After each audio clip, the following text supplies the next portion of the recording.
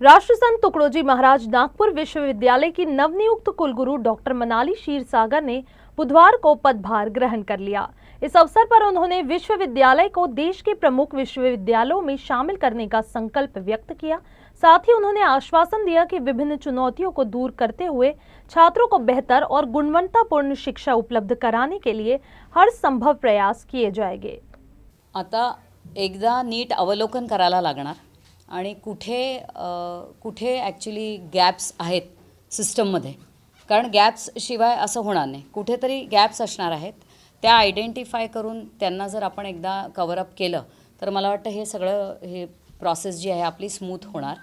आणि थोडासा माझ्या संगणक अभियांत्रिकीचा ह्याच्यात मला फायदा होईल असं वाटतं, कारण टेक्नॉलॉजीच्या वापराने आपण बऱ्याचशा गोष्टी स्पीडअप करू शकतो आणि मला वाटतं की ते that will come as a leverage for me आणि होईल ते। म्हणजे आता ह्या वेळेसच्या परीक्षा तर जानेवारी दुसऱ्या आठवड्यापर्यंत पूर्ण होतील एवढी तर सोय मॅडमनी केलेली आहे, माधवी मॅडमनी, आणि 2च्या ऐवजी 3 शिफ्ट्समध्ये पेपर करून आम्ही थोडासा जो काही वेळ जो जास्तीचा लागतो आहे, आता उशीर जो होतो आहे परीक्षांना, तो जरा आवाक्यात आणण्याचा प्रयत्न ह्या 3 शिफ्टच्या मॉडेलमुळे होणार आहे।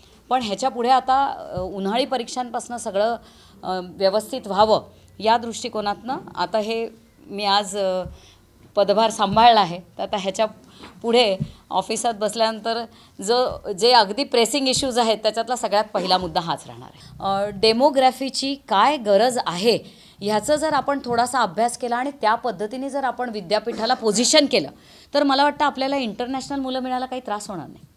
पण ते everything will be a result of organised efforts.